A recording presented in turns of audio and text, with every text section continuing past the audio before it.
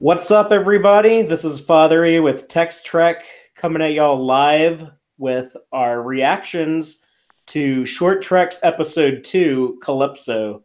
And I am joined this evening by PJ, Hey, what's up? and we're also joined by a disembodied digital voice, Starfleet Boy, who will be heard but not seen. Hello, I'm just like the computer in today's episode. Good grief. So we're just going to go ahead and jump straight into talking about this. I feel like a lot of us, this was our most anticipated of the short trek episodes, just based on the creative talent behind it. This was written by the world-renowned author Michael Chabon and directed by, I'm going to say this name wrong, but Olatunde Osunsanmi. I'm sorry about that name butchering, but just initially, I'll start with PJ. What's your hot take on this? I didn't like it. It was Interesting. okay, but I mean, I liked the last one a little bit better, and even that one I didn't like all that much. I thought it was all right, Okay. but yeah, no, wasn't So pleased. I think I kind of had an opposite reaction than you, but just let us know what was the thing that bothered you about it. Well, it's in 3,000 or 1,000 years in the future, uh, this character Craft comes aboard, and the AI is like really advanced. They don't really explain anything about why the ship has been there 1,000 years and really who he is. And they're playing Betty Boop at the very beginning of it, and they're watching Funny Face and like all of this like antiquated shit that if they're trying to appeal to a younger audience, like that's not working. You know what would have been cool if he was like watching 1990s Teenage Mutant Ninja Turtles or something like that. Well, it That would would have have to blew. be Yeah, go ahead. it would have to be something that's either public domain or that um, CBS owns the rights to. But It's like kind every of time like in yeah, like on Enterprise, whenever they were watching movies on the ship, they were always like old Paramount movies that Paramount would own the rights to. didn't they mention The Exorcist in one of those episodes, like Yeah, of they Enterprise? they did, but Yeah. I agree with you. Betty Boop does seem like it'll probably be irrelevant in 1,000 years because it's kind of irrelevant now. But And um, the main reason I didn't like this is I because totally disagree with that. But go on, sorry. all right, I don't like this love story between the computer and a man. Like I've seen that before with her, and this thing about like being alone on a spaceship. Passengers, which is not a great movie, but did that much better with Chris Pratt. So I've seen all this before. Like there's nothing new or exciting or different about it. It's very blasé. Actually, I watched it yeah. twice, but I just couldn't get into it. It did come off as a little trite to me, and I think that is part of the limitation of the short film format is they're not able to really explore new ideas as easily. But Starfleet Boy, do you have anything you want to weigh in on? Yeah, I mean, I liked it infinitely more than Runaway, but I still thought it was like I totally agree with what you guys are saying that it is stuff that we've definitely seen before. There was nothing like really new. There were a lot of just like with Runaway, there were a lot of at least this time there weren't any like, crazy things that I guess I could nitpick on like when dilithium reconstitution was invented, etc., things like that. Um but I did think it was interesting that like um Discovery's just sitting out here for 1,000 years, and so at what point is that happening? And they're waiting it's waiting for the crew to come back, and I can only imagine that Discovery's still in service sometime post TNG, because like this AI type of interface is totally different than anything we've ever seen on Star Trek. It's more like, you know, I guess something you see on like shows like Andromeda, or, you know, I don't know, even Doctor Who, where you have like a more human like, you know, sentient, you know, intelligence on the computer.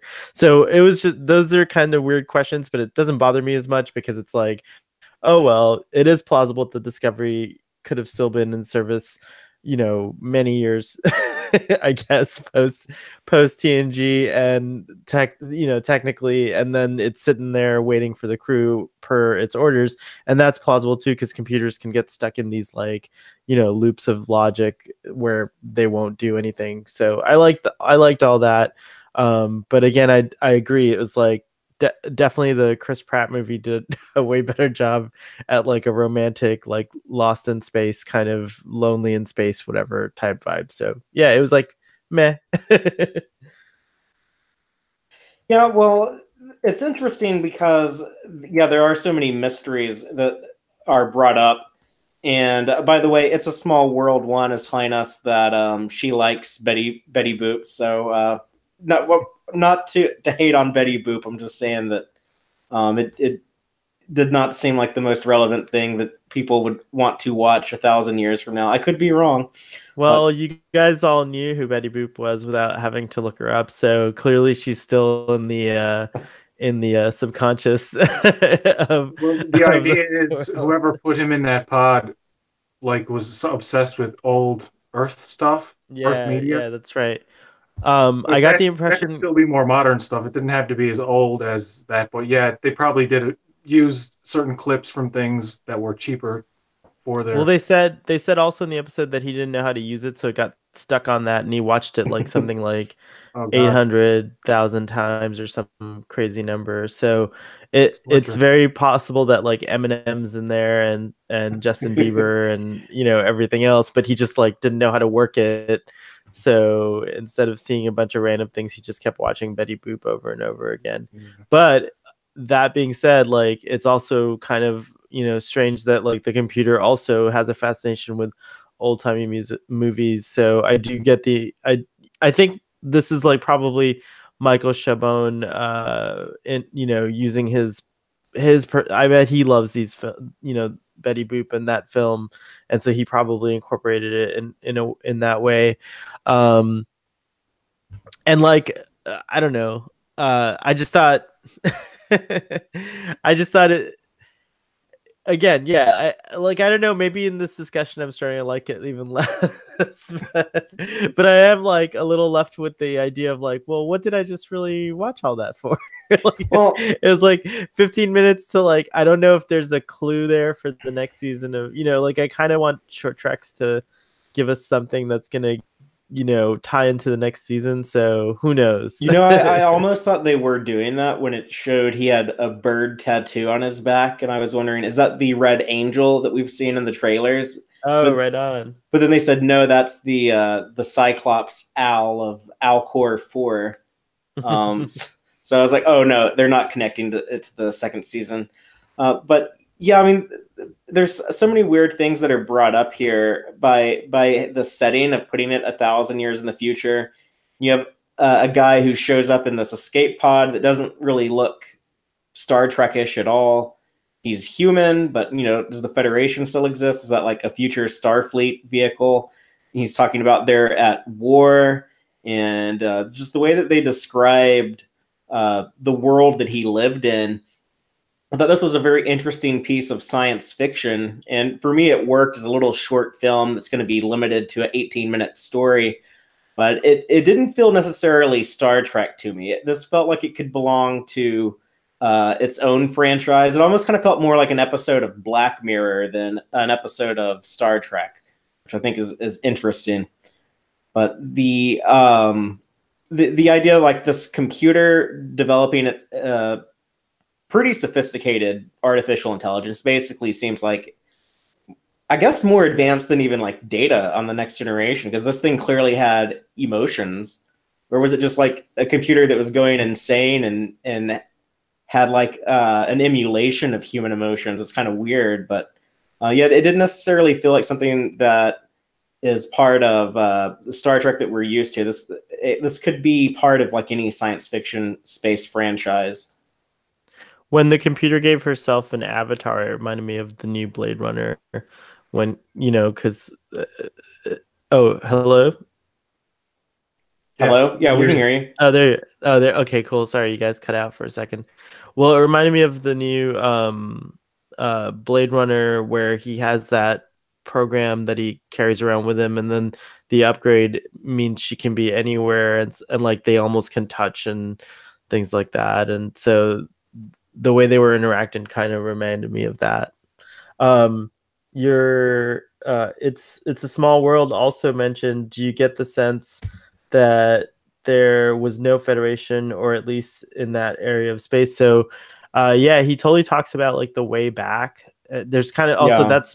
that's like kind of like Cloud Atlas, like at the end of Cloud Atlas when there's the humans that have their own kind of like shorthand speech, like shorthand English. So he calls it like the way back and things like that. And he's like, you're from the way back, so you probably remember these things. So yeah, I did get the impression that it's like a post-apocalyptic, perhaps, version of our quadrant or galaxy, maybe. I don't like that though. To me, like the Federation needs to live on for forever.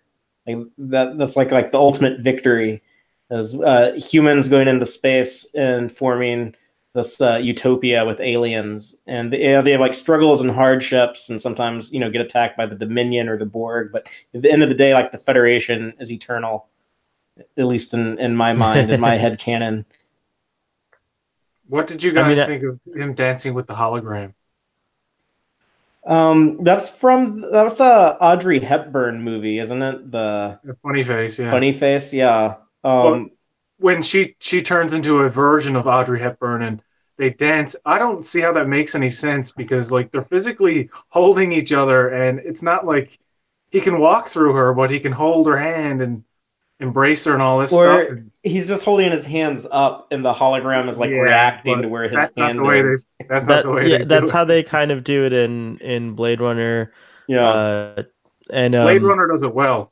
Yeah. Yeah. It's acceptable, at least, because this is where like now, so like the big problem with Discovery that I've had, and I think I've kind of like gone on a soapbox about this a million times, is that like the way that they've chosen to do the production design, it just doesn't fit with like what our expectations are of the time that it's actually set in, right? But in this episode, I don't really care what they present to me, because it's 1,000 years into the future, and so presumably by that time, this like holographic technology that they're not even supposed to have is probably way better, by the time like the AI, that this episode takes place. So I don't really care about those kinds of. I think the episode is supposed to take place like 1,000 years after 2250, whatever. Yeah. And the computer has been alone so long, the AI has been alone so long that over the years she's evolved. But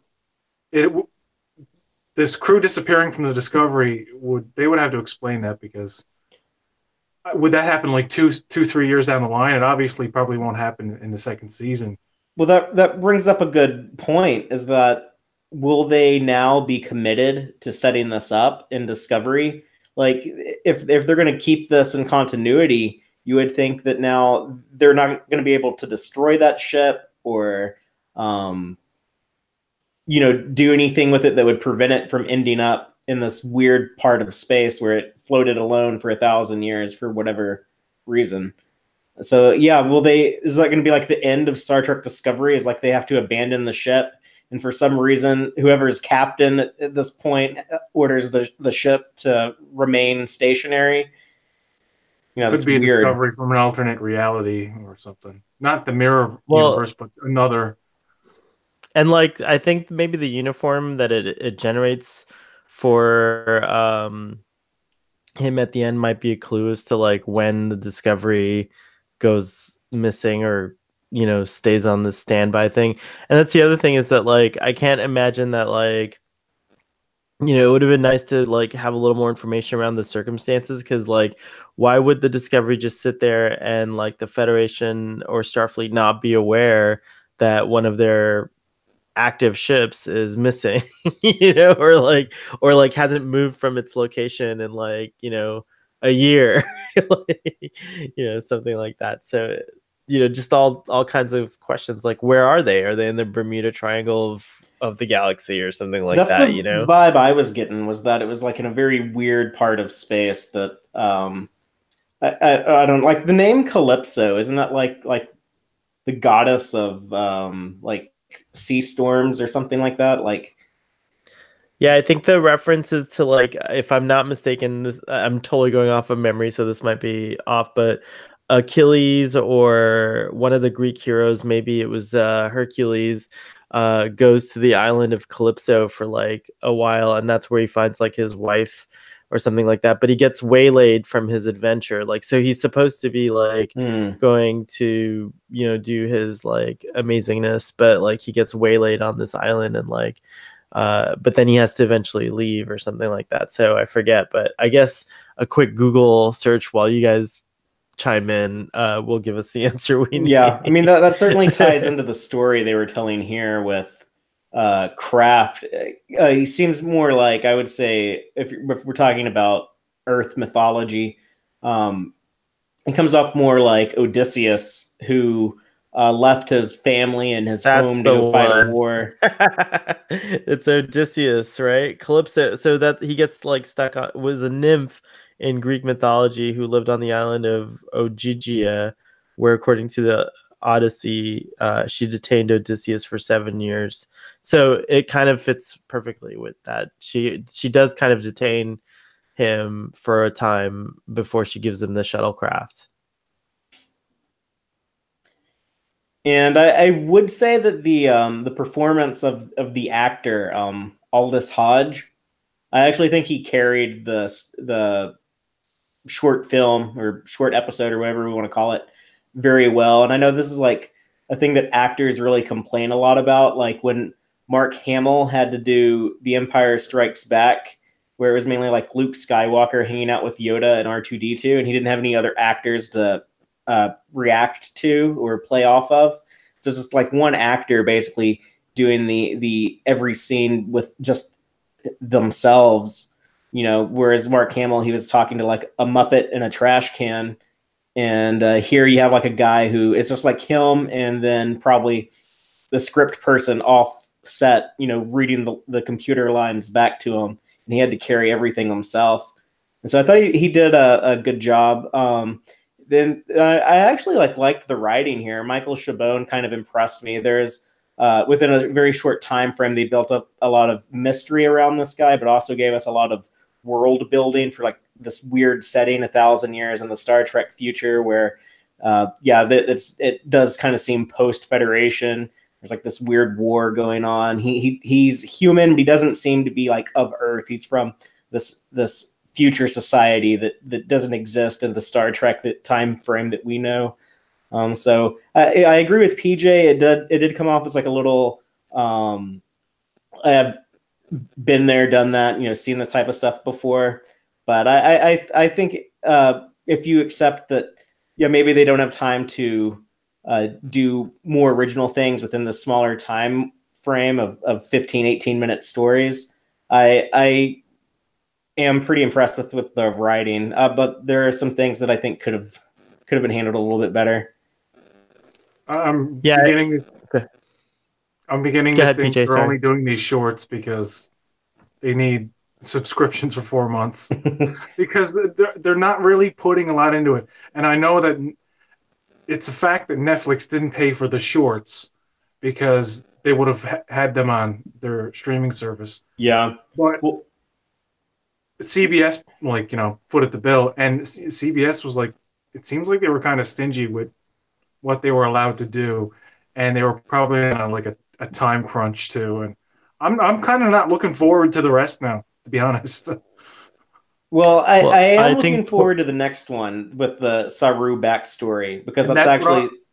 I'm afraid they're gonna fudge that up. See, I'm afraid they're gonna make it really cheap and just we're supposed to meet his sister, and it is supposed to tie into season 2, but I'm afraid like they just won't put the money into this one. This is the one they need to put money into. Yeah, Just because imagine if they showed one of the Predator guys on this planet or something like that. But they won't. They won't. Well, they're not going to be able to reuse the Discovery sets on the next one because it's going to be on his planet. So if you notice both of these that have already come out, they spend a lot of time in the mess hall. So I'm thinking that must be like an easy set to shoot in. It doesn't require a lot of time and money. I'll give just a note to kind of piggyback. I do agree that like it's really well written compared to the last one. And two scenes that really stood out to me were when he first goes onto the bridge and it kind of slowly starts to turn on after being dormant for I don't know how long. That was kind of a beautiful scene with the sound design and like everything, and it kind of made me appreciate like the design that, you know, in the completely anachronistic for its time bridge of Discovery, because, you know, it has like a blend of different things from different eras that we all recognize, but definitely with the sound design, it does sound very original series to me, with the like whatever, like the radar, the, you know, the beeps and the, you know, the sounds. So I like that a lot. And then the other thing, and it was another sound design sequence, was when the computer was reproducing the sounds of I guess his home planet on the oceans, like while he's on some kind of boat, you know, fishing or whatever, and that scene. So I really like that. I liked how also the lights kind of like pulsated to like match the sound of the boat and all that stuff. And I thought that was another particularly nice scene. That was a nice scene, yeah. But it made me laugh when he said like, "Cookie, cookie." I couldn't help but laugh at that part. My dog was like looking up, like when I got to that part of the episode, like my dog was like looking around, like, is there a bird in here? What is that? Yeah. So she liked that. Yeah, there were some nice scenes in it, but overall, I just didn't buy. I didn't like the computer voice. The British girl was like, she's in love with him now, and she doesn't want him to leave, but because she loves him, she will let him set him free and all this stuff. Sometimes you gotta love someone enough to let them go, PJ. Yep. And that's why Betty Boop will still be known in the future because of love. Yeah. This is such a weird thing in Star Trek, and they've been doing this since, I guess, the Next Generation was when they really leaned into it. But it's like nothing from pop culture is around in the future except for things that existed like before 1950. So they'll have like the Dixon Hill 1930s detective novels, and of course, well, and I think, isn't Dixon Hill just completely made up though? Yeah, but I mean, like, it's supposed to be from the 30s. Yeah, Speaking exactly. of Dick Tracy, basically. Yeah, they still have like all of Shakespeare and all like Beethoven and Mozart, but like they don't have anything post like 1950, which is always weird. And it's kind of like on Enterprise when they're watching the old movies, like I was talking about earlier. Like, why wouldn't they watch like current 22nd century movies? Like, why would they never want to see those? But or yeah, like why aren't they watching like Jaws 16 or Transformers 27 or, you know? So it's like it's true. Although I guess Discovery did mention the Beatles in one episode.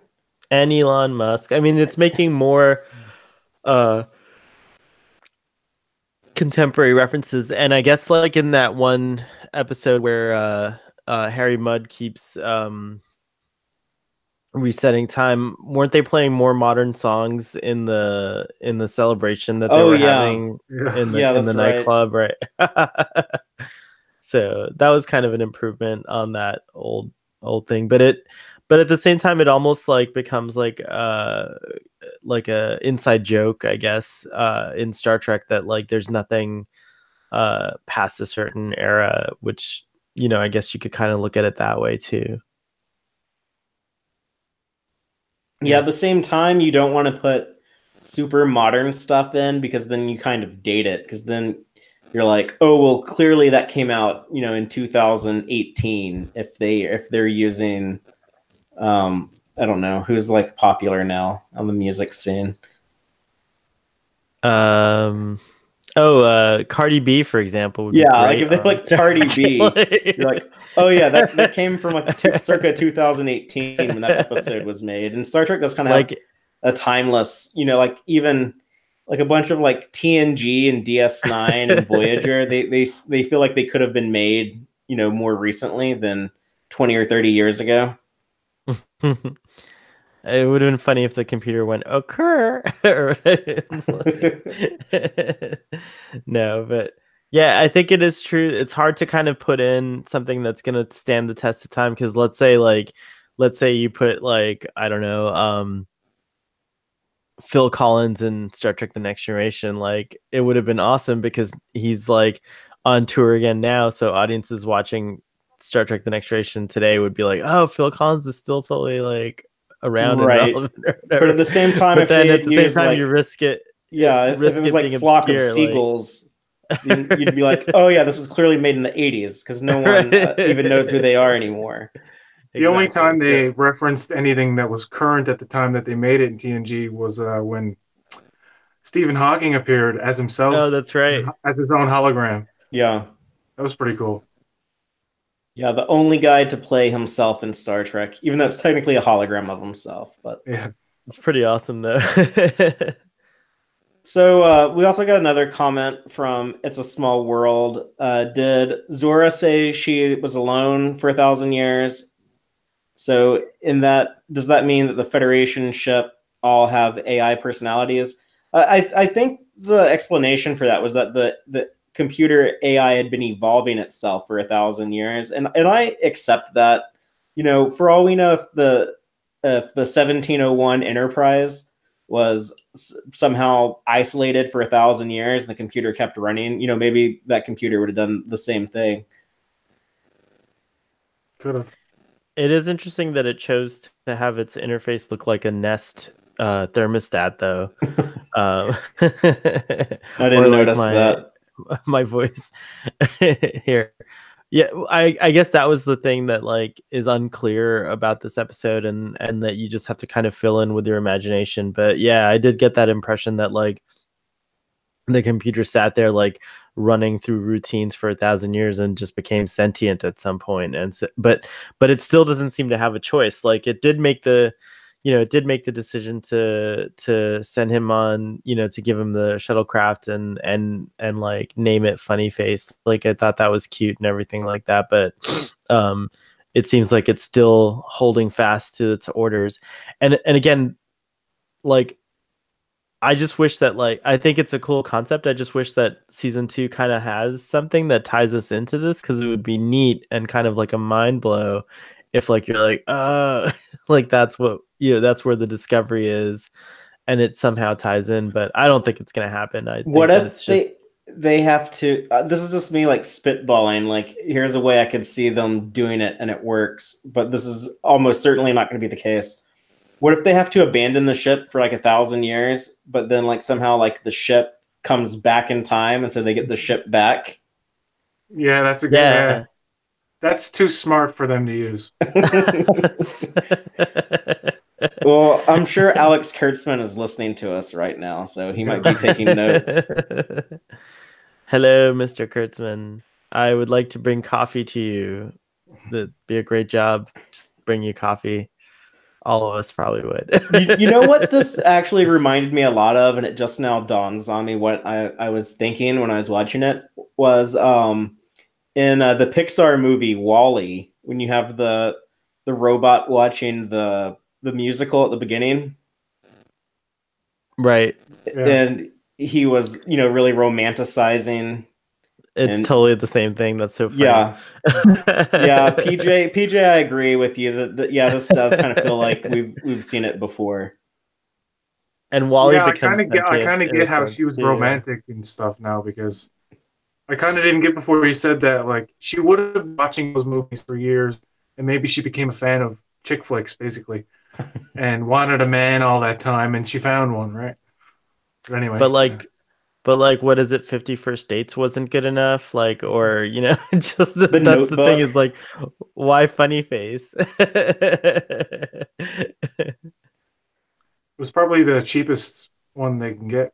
Well, what did y'all think about the like? Because I guess like the coolest special effect in this is when they did the holographic recreation of the scenery from the that number in the musical in the movie, where they kind of had like that background digitally created and then had like 3D models of the characters dancing in front of it, Yeah. as if like at some point in the future that's how people will um take old movies and kind of like make them into more like a VR type of experience.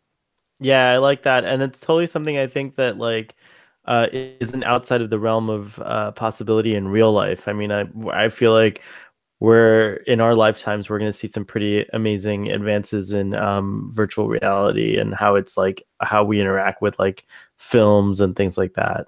Yeah, part of me thinks that's pretty cool. Part of me is also kind of like that kind of feels like colorizing black and white movies. Like, do you really need to go tamper with this like past art? But I'm sure it's something that people will be doing just because the technology to do it is going to become so readily It does available. feel like for some reason, for whatever reason, again, if we're thinking like the discovery is still there, like waiting for 1,000 years, that means that it waited through the TNG era, and it just seems to me like, was the ship performing all these upgrades itself, or was the discovery like upgraded at some point, and then wh- on TNG, the holodeck kind of does a better job than what this holographic technology does. Like, if like they were recreating the film in the holodeck, it would have been like much more realistic than Mm. the way that it was depicted here. And so I feel like that in and of itself is kind of like a weird question. Like, well, how, I don't know. The whole I hologram don't thing and the discovery is just kind of like a point of endless discussion of like, is it correct or isn't it correct? I don't mind that they use holograms in in the show and in this, but the way they use them are very inconsistent. Like at this point, holograms can be. I don't mind that holograms can be anywhere in the ship, but we've already seen that they can generate like solid looking holograms, and I can accept that they're transparent and glitchy when you're like phoning someone. But if you're projecting a movie or something like that, just they had the ability to make that like clear and not see through. Nobody wants to watch a movie like blurry holograms. The way I know it's done that way for effect, but logically it's stupid. Uh, Prometheus didn't really do this. Prometheus didn't really do this, but when he's watching Lawrence of Arabia, the way they do that, that's very clever Oh because yeah. it's kind of like 3D when you move around the room, but it's not like jumping out at you and like flickering and all this stuff. But Well, maybe yeah, the holographic projector on Discovery used it's to be able broken. to work that well, but like after Yeah, 1,000 years, it started to break down, and so now it's probably. kind of like blurry and see through. Ugh. Okay. But they do that in the show as well. Like Tilly has a when she says mirror, there's like a perfect image of her, a holographic image in her quarters, and they don't keep that consistent. Like it doesn't really matter anyway because it's the show or whatever. It's its own thing, and I don't mean to nitpick all the changes in technology. I think the holographic stuff would be passe by that time anyway. I think Yeah, and we're very close to that technology in like 100 years. We'll be doing that, calling people like that in less than 100 years, and in 200 years it will be something much more like or we might just go back to screens again, like get sick of it. well, Well, that's one of like, my things is that I don't care if there's technological inconsistencies in Star Trek Discovery if they're things that seem will obviously exist in the real world in a few years, then why not put that in your When I show said set in the future? when I said inconsistency, I didn't mean with canon, just with in itself, Oh, got within the it. own show. Yeah, Yeah. yeah. Well, yeah, I have to go back and like watch the holograms and see when they're blurry and when they aren't, but When they I do the think mirror stuff, when they ask like they say holographic mirror, the mirror is like flawless. It's a perfect holographic image. Well, maybe Yeah, the ship's computer was running a diagnostic at that You're point. making excuses. I've been explaining away Star Trek inconsistencies all my life. I'm not going to stop now. So I think it's like really charming and wonderful that you can do that, but like ultimately like the argument just kind of like fails, and you can kind of just realize that, hey, this production doesn't really like care about those things or value like the idea that, like, you know, technology is a showcase on the of Star Trek just as much as like these deep, you know, connective stories and things like that. But like I think that like uh my one big problem with Discovery is the production design. Like I always say, like, or I have been saying recently, like if you close your eyes and just listen to it, there's really no huge like missteps from what is established as canon, right? It's only when you actually watch it that you're like, holy shit, this is like not what anything's supposed to look like. And if CBS just said, hey, this is reimagining, they could just like end that conversation. You can just go, okay, it's a total reimagining of Star Trek. I can accept that. I can watch it and enjoy it as that. Like I think they need to give the audience a little more credit, but instead they're trying to like say like, oh no, this is exactly like like this is like taking place in the same timeline, and in 10 years the Enterprise is going to look like what you saw on, you know, with Kirk and Spock and so on and so forth, and with the buttons and, you know, things like that. Even though there's like awesome Trek explanations that say like the buttons are actually like, you know, very like you could touch them in different ways and like get different responses and things like that. So it's actually quite advanced. But, you know, I don't really like know. I just think that like it's the problem is like Enterprise suffered from the same thing. Like if you're gonna set a show in the past, like, and still try to tell a relevant story to an audience of today, there's no way you can like, you know, set it in the actual Star Trek past. Like why not just keep going forward and keep setting it, you know, in the future? And so because Brian Fuller had this really weird idea he wanted to tell about a mushroom powered spore drive ship with in a war with bald Klingons, and that's why we got the Star Trek Discovery that we got. And I think their intention originally was we can set it in the Prime universe. I don't know why they made it a prequel, but they said we're going to set it in the Prime universe, but it has to stand apart from the Kelvin movies. So if the Kelvin movies never existed, maybe they might have gone like straight up, you know, TOS style, except for the, you know, the Enterprise in the Kelvin universe looks like, you know, very bright. But in Discovery season 2, we're going to see the Enterprise, and that's going to be the determination of how good yeah. that's going I to. think I know it's a contentious example because the guy behind it ended up being like a total asshole or something like that. But what I saw of Axanar in that 20-minute film or whatever, like I thought that was like a really valid update to the TOS style Yeah, while still honoring it. And I think like, you know, the way it was filmed, like even the costumes, like they were accurate, but they were just you know, just like everything was lit in a way that was more modern and like looked great. And I think that like had CBS taken that route, I think that it would still be enjoyable to new audiences because like the spaceships still look freaking amazing and cool and like, you know, futuristic, especially with the new shadowing and everything like that. But it would have also pleased like a lot of the fans because you would have been like, oh wow, like they really made an effort to like tie it in visually as well as story wise. So you know, I think like it is possible, and like that project Axanar, you know, for what it's worth, does show off a way that it could have been done this way.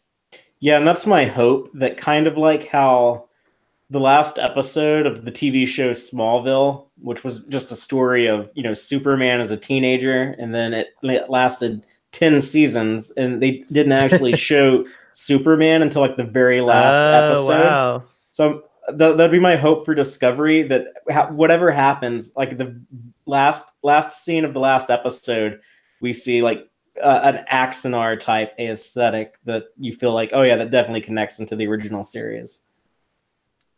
But who knows if they'll do that? Yeah. I just want to I note doubt that it. I'm reading a book right now, Fear Itself, about Saru, and they just Mm. mention about Constitution class ships and like their minimalist look.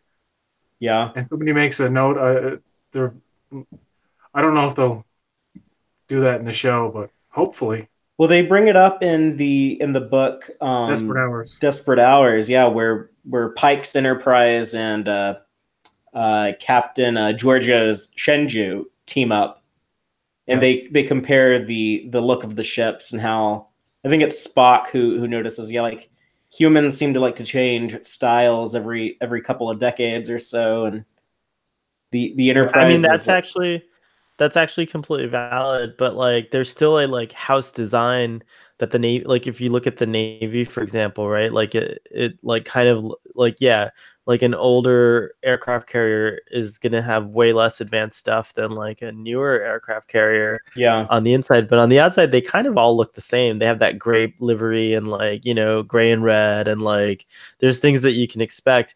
And the Shanzhou is like a golden brown color, if I recall correctly, and then the Europa is like a gray color, and like the Discovery is like a golden brown color. So they've already like, you know, it's already kind of like thrown that out the window. Whereas in TOS, all the ships were kind of like that whitish gray color, you know. Well, they were all Constitution class ships because they only had one model. Yeah, I think that's right.